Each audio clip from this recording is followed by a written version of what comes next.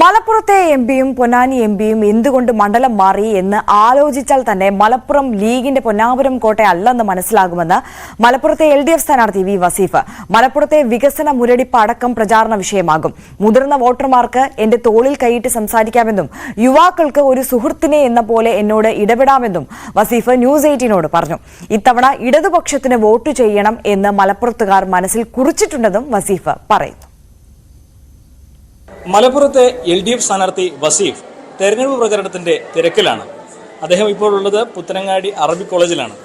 പ്രചാരണം തുടങ്ങിക്കഴിഞ്ഞു. എങ്ങനെയുണ്ട് ആദ്യ ദിവസത്തെ ഒരു റിയാക്ഷൻ? എന്തൊക്കെ? വളരെ അനുകൂലമായ ഒരു സാഹചര്യം തന്നെയാണ് ഈ മലപ്പുറം നൽകിക്കൊണ്ടിരിക്കുന്നത്. വലിയ പ്രതീക്ഷയാണ്. എന്തു തന്നെയായാലും മതനിരപേക്ഷ ഇന്ത്യക്ക് വേണ്ടി എന്നെ വോട്ട് ചെയ്ത് വിജയിപ്പിക്കും എന്നുള്ളൊരു വലിയ പ്രതീക്ഷ നൽകുന്ന ഒരു കാഴ്ചയാണ് ഇപ്പോൾ കണ്ടുകൊണ്ടിരിക്കുന്നത്. അതാണ് അനുഭവം. മലപ്പുറം ലീഗിന്റെ പൊന്നാപുരം കോട്ടയാണ്. വലിയ ഭൂരിപക്ഷത്തിന്റെ കണക്കുകളാണ് അവർക്ക് അവകാശപ്പെടാനുള്ളത്.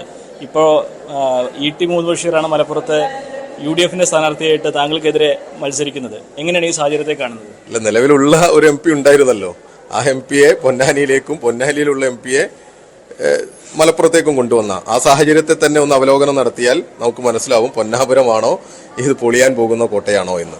എന്തെല്ലാം കാര്യങ്ങളാണ് നിങ്ങൾ പ്രചരണത്തിൽ മുൻതൂക്കം കൊടുക്കുന്നത്? അല്ല, മുൻതൂക്കം ഏറ്റവും അവരുടെ കൂടെ നിൽക്കുന്ന ഒരു ജനപ്രതിനിധി, നാടിനോടൊപ്പം നിൽക്കുന്ന, നാടിൻ്റെ എല്ലാ പ്രയാസങ്ങളിലും അവരുടെ പ്രയാസങ്ങൾക്ക് അറുതി വരുത്തുന്ന തരത്തിലേക്ക് അവരോടൊപ്പം നിന്ന് പോരാട്ടത്തിന് നേതൃത്വം കൊടുക്കാൻ പറ്റുന്ന നല്ല നിലപാടുള്ള, ഏത് പ്രതിസന്ധി ഘട്ടങ്ങളിലും വലിയ പിന്മടക്കമില്ലാത്ത അല്ലെങ്കിൽ പരിമിതികളുണ്ട് എന്ന് പറഞ്ഞ് മാറി നിൽക്കാത്ത ഒരു പോരാട്ടത്തിന് ഇവരോടൊപ്പം നിൽക്കുന്ന ഒരു ജനപ്രതിനിധി. എങ്ങനെയാണ് നിലവിലെ MP സമദാനിയുടെ പ്രവർത്തനത്തെയും ഇനി അങ്ങേക്കെതിരെ മത്സരിക്കുന്ന ETയുടെ പ്രവർത്തനത്തെയും വിലയിരുത്തുന്നത്? അത് ജനം വിലയിരുത്തും. എന്ത് തന്നെ ആയാലും ഞങ്ങളെ സംബന്ധിച്ചിടത്തോളം മലപ്പുറത്തിൻ്റെ വികസന പ്രവർത്തനങ്ങളിൽ നേതൃത്വപരമായ പങ്ക് കഴിഞ്ഞ കാലങ്ങളിൽ കാര്യമായി കണ്ടിട്ടില്ല എന്നുള്ളൊരു ആക്ഷേപമുണ്ട്. അത് ഈ നാട്ടിലെ ജനങ്ങൾ തന്നെ പറയുന്നതാണ്. അപ്പോൾ ഒരു MP എങ്ങനെ ആവണം എന്നുള്ളത് MP എങ്ങനെ ആവണം എന്നുള്ളത് ഇവർക്ക് ഒരു ജനപ്രതിനിധിയായി എന്നെ തെരഞ്ഞെടുത്താൽ നമ്മൾ അവരെ മുമ്പിൽ അത് അവതരിപ്പിച്ചു കൊടുക്കുന്നതാണ്.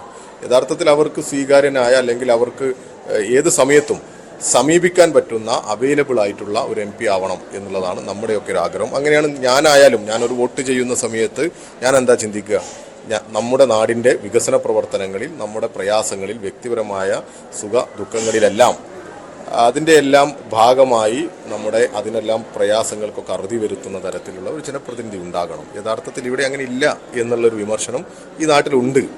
ഇതിലേറ്റവും പ്രധാനപ്പെട്ട ഒരു താരതമ്യം വന്നിരിക്കുന്നത് ET പരിണതപ്രജ്ഞനായ, പ്രഗത്ഭനായിട്ടുള്ള, വർഷങ്ങളുടെ പ്രവർത്തനം പരിചയമുള്ള ഒരു മുതിർന്ന രാഷ്ട്രീയ നേതാവ്. അങ്ങ് താരതമ്യേന വിദ്യാർത്ഥി രാഷ്ട്രീയത്തിൽ ഏറെ പരിചയമുണ്ടെങ്കിലും പൊതുരാഷ്ട്രീയത്തിൽ താരതമ്യേന പുതുമുഖമെന്ന്. ഈ ഒരു താരതമ്യത്തെ എങ്ങനെ കാണുന്നു? വിദ്യാർത്ഥി രാഷ്ട്രീയം കഴിഞ്ഞു, യുവജന രാഷ്ട്രീയത്തിലാണ് ഇപ്പോൾ ഉള്ളത്. യുവജന രാഷ്ട്രീയത്തിൻ്റെ സംസ്ഥാന പ്രസിഡന്റായി പ്രവർത്തിക്കുന്നതാണ്. അപ്പോൾ സ്വാഭാവികമായിട്ടും പുതിയ കാലഘട്ടത്തിൽ ഇതൊരു ഏജ് ഗ്രൂപ്പിൻ്റെ അല്ലല്ലോ.